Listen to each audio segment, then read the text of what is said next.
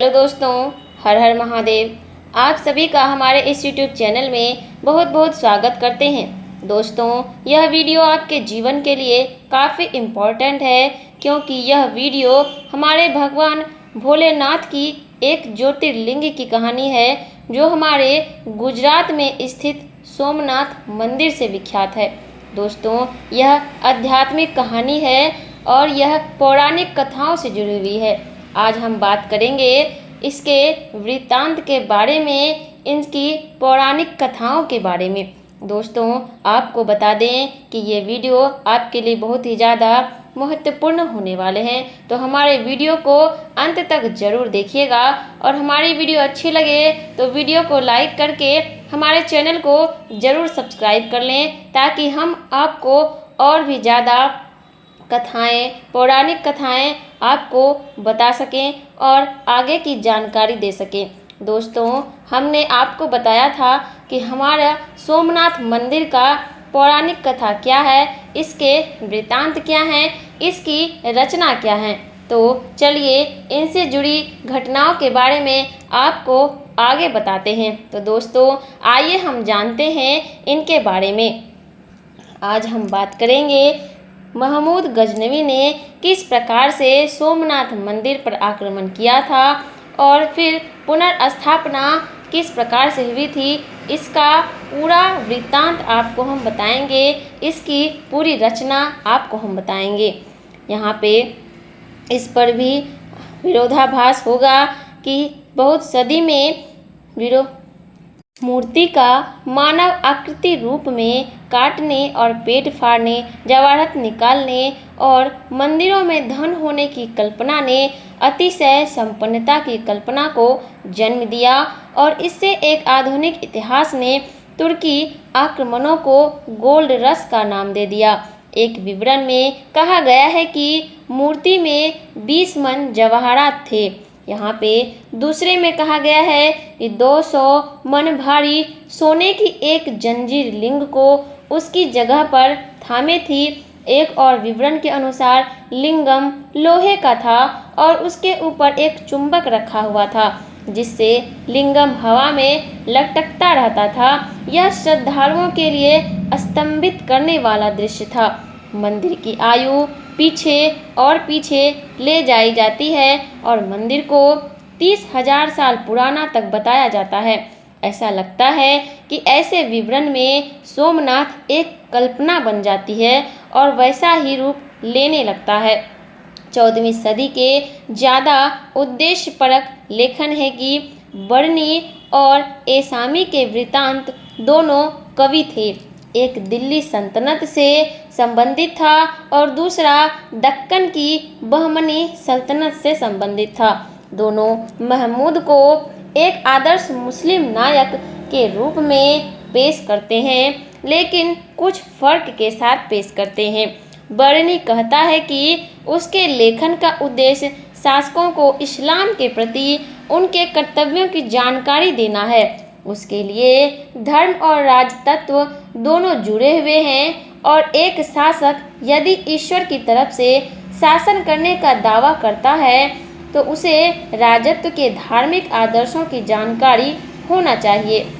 सुल्तानों को शरीयत के माध्यम से इस्लाम की रक्षा करनी चाहिए और मुस्लिम विद्यमानियों और काफिरों दोनों को नष्ट करना चाहिए। महमूद आदर्श शासक कहा जाता है क्योंकि उसने दोनों काम किए थे। फिरदौसी, जिसने ईरान के शासकों पर शाहनामा नामक महाकाव्य की रचना की थी, उसका अनुरण करते हुए एसामी ने मुस्लिम शासकों के बारे में एक महाकाव्य की रचना की है। एसामी का तर्क है कि राजतत्व अल्लाह से उतरा है, पहले ईरान के इस्लाम पूर्व राजाओं पर, जिसने वह मकदुनिया के सिकंदर और रसानी शासकों को शामिल करता है और फिर भारत के सुल्तानों पर शामिल करता है। उसके अनुसार महमूद ने भारत में मुस्लिम शासन की स्थापना की थी। रोचक है कि अरब, जो महमूद के पहले उपमहाद्वीप में आर्थिक और राजनीतिक रूप से उपस्थित थे, उनका एक इतिहास में जिक्र नहीं किया गया है। इन विवरण में नज़रिए का जो फर्क है वह ऐतिहासिक मूल्यांकन के लिए महत्वपूर्ण है और उसकी आगे और पड़ताल की जानी जरूरी है। ऐसा लगता है कि भूमिका के प्रति दृष्टिकोण में परिवर्तन हो रहा था। पहले उसे केवल एक मूर्ति भंजक के रूप में देखा जाता था, लेकिन अब उसे भारत में इस्लामी राज्य के संस्थापक के रूप में देखा जाने लगा, जबकि संस्थापक वाली बात ऐतिहासिक रूप से सही नहीं है। ऐसा लगता है कि यह इस्लामी इतिहास लेखन में महमूद की जो हैसियत बन गई थी, उसके द्वारा भारतीय सुल्तानों को परोक्ष रूप से वैधता प्रदान करने का तरीका था। परंपरागत इस्लाम की दृष्टि से शायद भारतीय सल्तनतें संदिग्ध हैसियत रखती थी। भारतीय सुल्तानों ने इस्लाम के पूर्व के ईरानी बादशाहों को अपना आदर्श या रोल मॉडल बनाया। वे ऐसे समाज में हुकूमत कर रहे थे जिसमें अधिकांश लोग गैर मुस्लिम थे और जिन्होंने इस्लाम स्वीकार कर लिया था। वे भी अपने पुराने रीति रिवाजों को मानते रहे जो अक्सर शरिया के विरुद्ध थे। क्या इन बातों के चलते इस्लामी दुनिया में भारतीय सल्तनत की वैधता के प्रति आश्वस्त होना मुश्किल था? अगर इस कमजोरी से उभरने के लिए इस्लाम के चैंपियन महमूद को सल्तनत का संस्थापक ठहराया जा रहा था, क्या हम यह कह सकते हैं कि इन वर्णनों ने ही सोमनाथ की घटना को एक महिमा मंडित मूर्ति, जैसे कि कुछ लोग आजकल इस शब्द का उपयोग करते हैं, का दर्जा दे दिया था?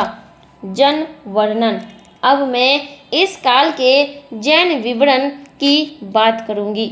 जैसा कि उम्मीद है कि वे इस घटना को एक भिन्न दृष्टि से देखते हैं या उसकी अपेक्षा कर देते हैं। मालवा के परमार राजा दरबार का जैन कवि धनपाल, जो महमूद का समकालीन था, महमूद के गुजरात अभियान का और सोमनाथ सहित कई स्थानों पर उसके धावों का संक्षिप्त वर्णन किया गया है। वह काफ़ी विस्तार से उल्लेख करता है कि जैन मंदिर में महावीर की मूर्तियां तोड़ने में महमूद असमर्थ रहा, क्योंकि सर्प गरुड़ को नहीं निगल सकता और न तारे सूर्य की चमक को धुंधला कर सकते हैं। उनके अनुसार यह शिव की तुलना में जैन मूर्तियों की बेहतर ताकत का प्रमाण है। 12वीं सदी के शुरुआत में एक दूसरा जैन विवरण हमें बताता है कि मंदिरों को नष्ट कर रहे और ऋषियों तथा ब्राह्मणों को परेशान कर रहे राक्षसों, दैत्यों, असुरों से बहुत क्रुद्ध होकर चालुक्य राजा ने उनके खिलाफ अभियान किया था।